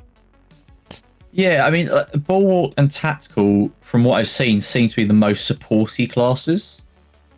Because Bulwark, you have its special ability is you place down like a chapter banner, and it increases the armor regen. So that's quite a supporty skill. Tactical has an Auspex scan, so it highlights enemies of interest or priorities, I guess. And I don't know if it gives you a buff to your attack, maybe. But obviously, it's going to help to identify what people should be focusing on. Yeah. So yeah, they seem like the most supporty classes. Vanguard, like I say, I can't quite gauge that at the moment, but I'll be interested to see how that plays out, like an actual gameplay. Yeah, I feel that would suit people that like to be a bit more mobile with the grapple launcher. People are like running around the map and going all these different flanks and stuff, and like mobility. Yeah, I can see that. Yeah, definitely. But yeah, so that's the classes. I was going to go through the weapons, but there's too many to list. There's at least 4 or 5 options for each class, and for each of those 4 or 5 options, you can also unlock different skins and stuff, which I think have different stats as well. So it's not just the physical look, but one might have a higher fire rate, one might have more damage, might be more punchy. There are benefits to each type of weapon, so that'll be another thing to think about and look at as we unlock and grind and play through this. What I was going to talk about though is armor customization. But a little bit of this has been shown off. At the moment, each class is going to be releasing with about 5 or 6 different armor sets. Again, this will be something that you unlock as you play through the character. And it very much denotes kind of veterancy, I think is the word. The more you play, the more ornate the armor is that you unlock. So you start from the most basic battle brother in your basic gear, just armor, painted up in your colors, to at the top, I think we'll take the tactical as an example. You've got an ornate helmet with a full-on like Roman, can't think like the brush thing. I can't think what they're called. I know what you mean. Yeah. You've got medals and gold adornments and purity seals and ropes hanging across your armor, and bits of fabric hanging from the belt. Like you look like a captain, to be honest, right? It goes mad. The jump pack for the assault gets like these golden wings on it and everything. It looks great. There might be more. They have said they will release DLC down the line and add more content, so we might get more armor sets later on. But I think 5 or 6 armor sets per class is pretty good to start with. Yeah. And the way that you can customize it as well, you can either choose it as a set. So, you want to go with set, I don't know, let's say 3, which is kind of halfway through, and you want that for everything. Cool, you can pick that. Or you can choose by individual pieces. So you can choose armor pads, you can choose the breastplate, you can choose a separate helmet. You can kind of customize it to all the things that you like, which I really like the sound of. And then finally, you can change your paint job as well for the PvE and PvP modes.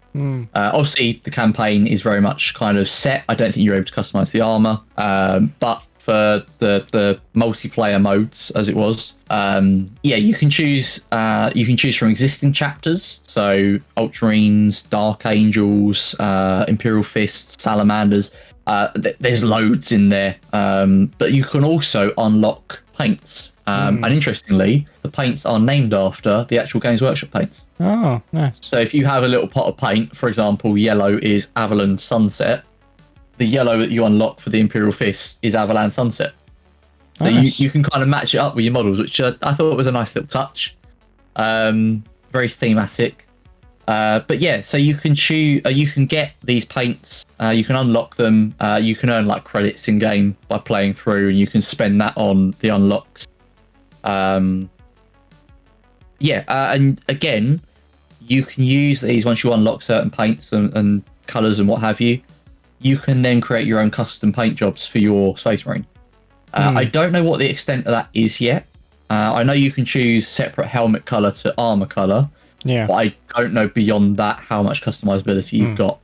They've not really shown that deep into it yet, but a week and a half, we'll find out. Or, well, a week from when you guys see this, Yeah. I'll find out. And I'm so excited. Can't wait. I mean, Tom, I take it you've been watching some of these trailers as well. Is there anything standing out to you that looks quite interesting?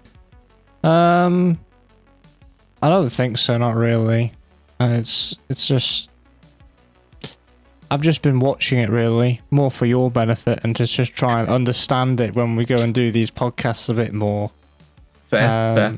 Because obviously you talk about it a lot, and I'm like, yeah, cool, right? Tom, okay. It's the Warhammer update. Talk about it.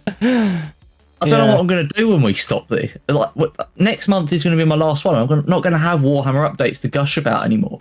I'm going to be lost. Until they do a fancy new update to Space Marine 2 that adds like 17 different new classes or something. Don't get me excited. No, I'm interested. I am interested to see what kind of DLC and content they add down the line.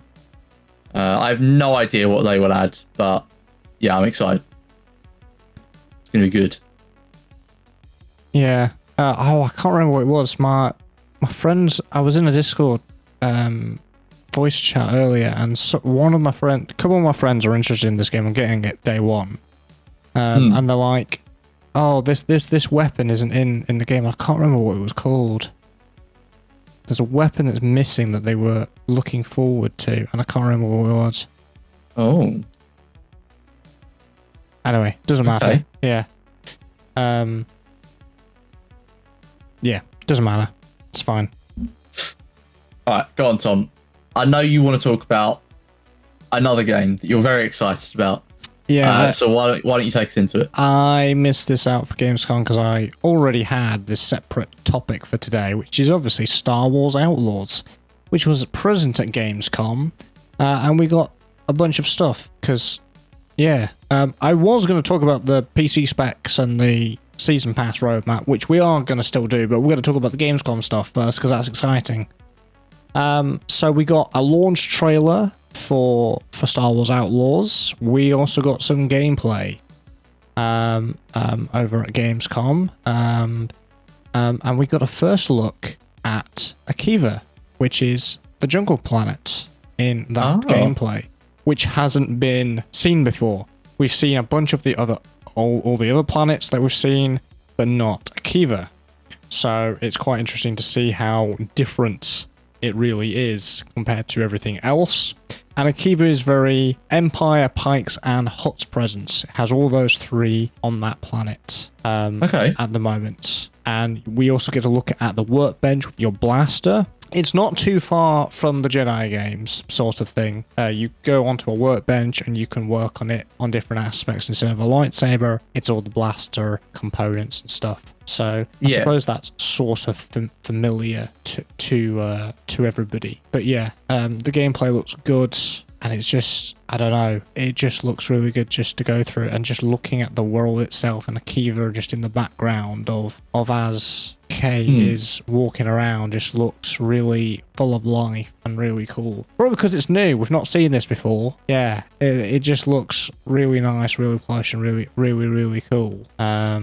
Yeah, and by the way, the speeder is actually based off a motocross bike, by the way, on how it performs and how it is. Oh, Which I can sort of kind of see with the way that you traverse from what we've seen before, you know, when we traverse and go over jumps and the way it goes over everything. Obviously, motocross is more of an off-road bike, isn't it? But yeah, I can kind of see the inspiration and the sort of why they would base a speeder off of that sort of thing. Yeah.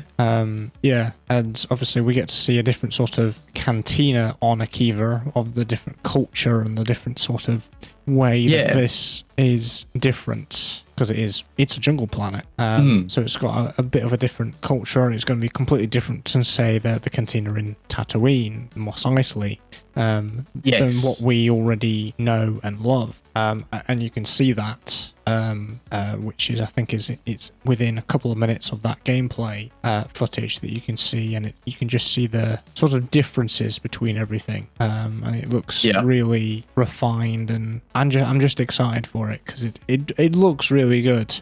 Despite that one-off video from IGN that posted, it looks good, it looks crafted, and I'm excited to see where this goes. Yeah.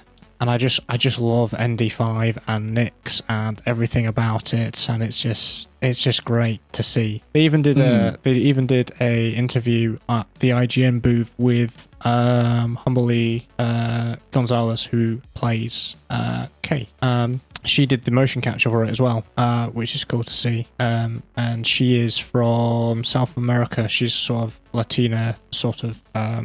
So she apparently, how she got into Star Wars was she obviously heard Star Wars through Spanish, which was obviously something a little bit more interesting than that other side of the world. And the fact that when she got the role, all her family were asking questions and all that kind of thing because it's kind of exciting and yeah, and there was even they did a video, Star Wars Outlaws did a video about bringing the likes of Nyx and ND5 to life as well. So we had a bit of an interview with D. Bradley Baker, which we mentioned last month, of doing all the different little noises and all that kind of stuff. Yeah, just they actually use a puppet on scene of all the motion capture as well of Nyx. So it's not just there. The puppeteer did a bit of a puppet and puppeteered everything in there, and so everything looks very much natural. And that's cool. And also the actor that did ND5 has had to sort of, it's been animated with the riggers later on to make it more droid-like, but even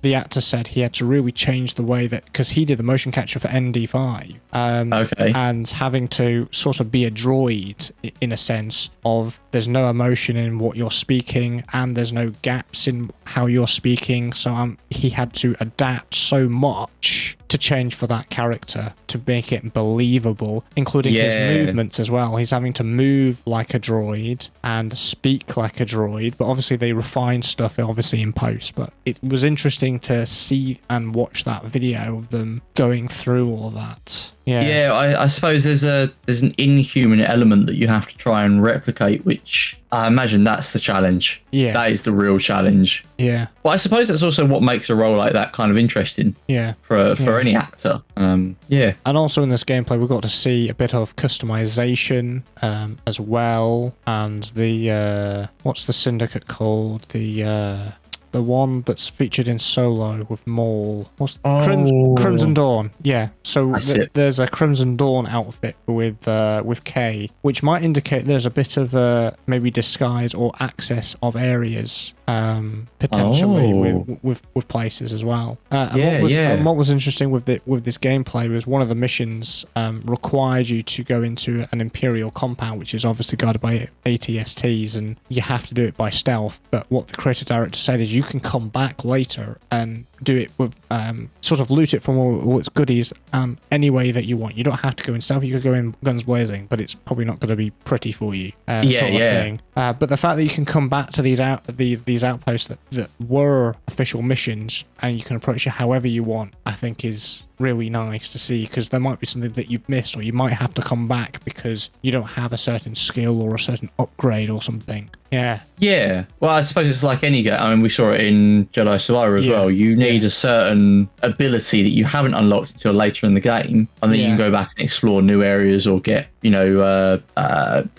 items, whatever it is, or things for customization you can unlock later on. That's cool. What are your thoughts of the gameplay? I know you probably only watched a couple of minutes, but what do you think? I've been trying to watch a little bit of it in the background.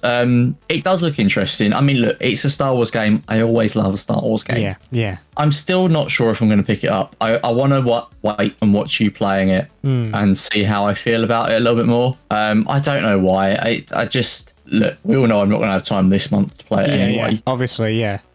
I'm not going to leave Space Marine 2. I think I'm coming down with some kind of sickness because I'll have to play it 24/7. Oh. No, I'm joking. But no, it does look interesting. Once again, I know I'm wavering back and forth on whether I want to play it or not, but it does look quite cool. And the more I'm hearing, the more I find it quite interesting. I like the idea of the speeder gameplay as well. Yeah. Speeder bike. I want to see more of that. Yeah. Yeah. I don't know. Look, I realize I'm being very wishy-washy with this game. Yeah. I'm going to pick it up because it's Star Wars. It's just when I pick it up.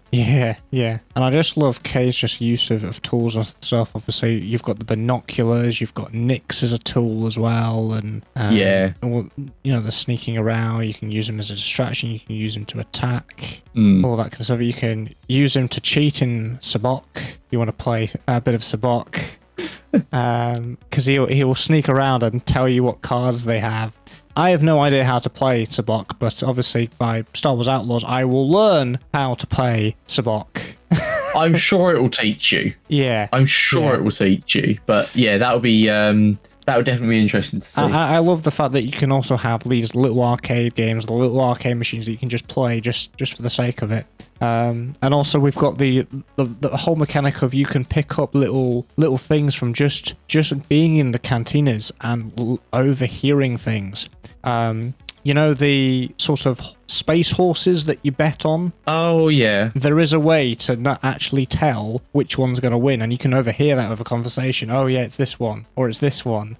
So you can bet normally, as any normal person would, or you can try and hear from someone else of what's happening with, because let's be honest, as we know from probably, which one it is it Last Jedi? No, I think it's Rise. Where's the casino one? Is it Rise of Skywalker where they visit the casino, or is it? It's Episode 8. Or is it Last Jedi? Yeah. Yeah, basically, as we know from there, and the racing on there, we know it's a little bit scummy and a bit rigged, maybe. People full of money. I am expecting that with this game because it is about the Outer Rim. It is about being a scoundrel and all of that element. But that the sort of overhearing stuff doesn't just stop there. You can hear about, you can access this area by doing this, or there's this item that is of value over here, sort of producing side quests just by going into a cantina, sitting down and overhearing what can be heard. I think that's really cool because it's authentic to how being a scoundrel would be, wouldn't it? Yeah. Yeah, and I just love that. I love that. So I want to talk a little bit about the PC specs because they released this a couple of weeks ago for PC. And it's interesting to see because the recommended specs for 1080p 60 is an RTX 3060 Ti 8GB card or a AMD RX 6700 XT, which is 12GB card, which is quite beefy. That's recommended with an i5 or a Ryzen 5 5600X, 16GB of RAM. That's just recommended. Enthusiastic, as in 1440p 60 high preset. You've been with an RTX 4070, and then Ultra is a 4080. It seems very graphics. I would expect it to be more graphics heavy, this sort of game, from Massive Entertainment, really. It seems a little bit lighter on the CPU, because Enthusiast has an i5 or a Ryzen 7, and then Ultra is an i7 or a Ryzen 7. Yeah. Obviously, as always, I'm a little bit skeptical of optimization and all that kind of stuff, but this is the first time I've seen specs where my graphics card isn't at the top. I have a 3080, and it's not in the Ultra or the Enthusiast sort of high-end specs no more. So obviously my graphics card is getting on a few years now, because obviously games are getting a bit more intensive. So maybe I can't run it at the max settings that I would normally expect my machine to be able to do. But hey, that's fine. If I can run it on high or something like that, I'm still going to be happy, sort of thing. I'm also interested to see if these specs are with or without ray tracing and stuff like that. Because that will contribute to frame rates and things like that. I don't know. I know you probably don't know too much about specs, but you probably will recognize a lot of these graphics cards. I don't know what you think. Do you know what? I was looking at this earlier, whilst you were going through some of the things from the trailer. My concern is those are very high specs. Even the minimum Yeah. seems. I mean, the minimum.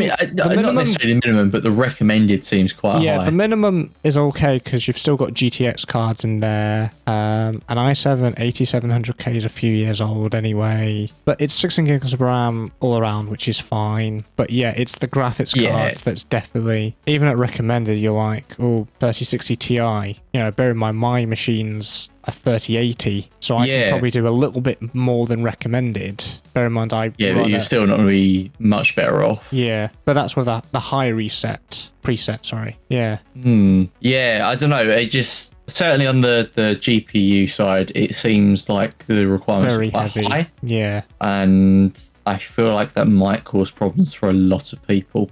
Yeah. Because also, I think the other thing, we have to remember that not too long ago, there was a massive shortage of graphics cards. Yeah. And I think a lot of people, myself included, probably decided not to bother upgrading their graphics card because it became so difficult to get hold of them, became so expensive to get hold of them, that I feel like a lot of people are in a similar situation to me where they just went, I'm not going to bother. It's not worth it. Yeah, funny thing and now they're going to have trouble playing I think this. on the back end of that shortage, my other PC's graphics card decided to give in. So during that time, I sort of had to buy a PC with that in mind. In fact, they ran out of one of the graphics cards that I was going to go with. I think I was actually going to go for a 3070 or 60, but they ran out and I wanted my PC ASAP, so I upgraded to a 3080, which was a bit more expensive, but it's been doing well for me in the long run thus far. Obviously, I've had some issues with frame rates and stuff when I've been streaming, but not streaming and all that kind of stuff. But yeah. Finally, I want to talk about the season pass because this is exciting. I think I've slightly mentioned some of the season pass things to you, but obviously the season pass roadmap. We've got a story pack 1, and they actually did a small video highlighting a bit more information on what these would entail. So there's an exclusive mission with Jabba's Gambit. Obviously, you still visit Jabba during the main game if you don't have Gold Edition or Ultimate Edition, because the Standard Edition does not have the Season Pass or this exclusive mission included, which I think is a little bit scummy, but this exclusive mission is just an add-on with Jabba the Hutt. There's obviously the character pack and the Kessel Runner, which is very Han Solo inspired, as you could probably tell. Yeah. Oh, yeah. There's 2 cosmetic bundles. There's the Cartel Ronin and the Hunter's Legacy, which is cosmetics for K and Nix and your speeder, and the Trailblazer, which is your ship. And those 2 cosmetic bundles and the story pack 1 will be coming fall 2024, so it'll be not too long after launch, actually, where we'll be getting story pack 1. And this is where we have Lando Calrissian involved. In the wild card, it sort of references him. You can kind of tell. You can link the 2. Yeah, I can see that. And then story pack 2, which is spring 2025, Pirate's Fortune, where we get Hondo Ohnaka involvement in Star Wars Outlaws. Yes. Alright, you might have just sold me on the game. I'll play it for Hondo. Yeah, so Hondo's going to be in a Pirate's Fortune. Do you know what? I was joking, but no, I might actually get it just to meet Hondo. Yeah. Man. And I think lots of sort of Star Wars people were like, oh my god, we're getting to see Hondo? What? Because he's so great. Hondo's great. He's so great, isn't he, in the Clone Wars? And it's like, yeah. I do hope they've got the OG voice actor for him. Even if they don't, I do hope they've done a good reenactation of the original voice. Yeah. I feel like his voice is just part of his personality and something that we would expect. Yeah. He just has that unique, raspy, piratey voice that we just expect. I don't know. Do you know what? I want the original actor back to do his voice. I think we're right if we don't get it. Yeah. But it does seem exciting. That comes out in spring 25, so I cannot wait to see how that all entails in a pirate's fortune. Okay. No, that alone might have sold me on this game. Yeah, I wasn't sure if I told you or not, because I remember when the info originally came out, I was messaging everybody that I could, thinking, "Oh my god, Hondo," and all that kind of thing. No, I don't think you told me that one. I think I've heard about the other bits. Yeah. But that one's new to me. Yeah. So that's going to be very, very much interesting. I want to be a Hondo. And by the time the podcast comes out, I'll probably be playing Star Wars Outlaws if I get the gold edition. I haven't pre-ordered it yet because I don't pre-order way in advance. I pre-order like the day before because it makes sense, doesn't it? Really. I mean, it's still a pre-order. Yeah. It's still beforehand, isn't it? Yeah. I'm probably going to get the gold edition because this is the game I've been looking forward to since it was announced. I've been so happy with it. I love the music that's been brought into it as well. And it's just, to me, it's really exciting. I love it, and I just can't wait. Time of recording, it's a couple of days away, but by the time it's out, I'll be already playing it, and it's going to be fun, and I can't wait. I just hope my machine can handle it. Yeah. That's obviously my worry with a few games coming out this year. Can it run? Because there's been a few games lately that haven't been great on optimization. I just hope I can run it, because really the first time I'm going to be running it is on stream, and that's a risk in itself. So I'll be streaming that on Twitch, exclusively, the story. And if I'm on a non-stream day and I want to play it, I'll just stream. That's just the way it's gonna have to be. It. Yeah, that's just the way it's gonna be. Yeah, so that's coming out officially on the 30th of August, with the early access being 3 days early on the Tuesday. I'm excited, cannot wait. And I think that wraps everything up. Yeah. I feel like we've covered quite a lot today. Yeah. But then, it's been a busy month. Lots of things to be excited for. And if you guys are enjoying this, please do ensure that you give us a follow, give us a rating, and any kind of review you can on the podcasting platform of your choice. Our next podcast is going to be the 25th of September. It will be our birthday podcast. It's one day after my birthday. And one day before mine. Look at that. Perfectly balanced, as all things should be. I was about to say that. So come and join us for our birthday podcast. I have absolutely no idea what we'll be doing yet, but we'll find out as we go on our adventure through all things gaming, fandom, and what have you. Please do join us for that. You can stay up to date with us by joining. You can stay up to date with us by following the podcast on our socials. You can find us under Fandoms Edge on Instagram and YouTube. Tom, are there other places people can find us? Not really. It's just Instagram and YouTube for Fandoms Edge. Yeah. Fair. We can also both be found on our own Discords, Twitters, YouTubes, and Twitches. Links will be in the description somewhere down below or anywhere. Yeah. Tom can be found under Maverick RNG, and you can find myself under FamilarForce. But we've rambled on for long enough. We will see you in the next one. On the Fandom's Edge.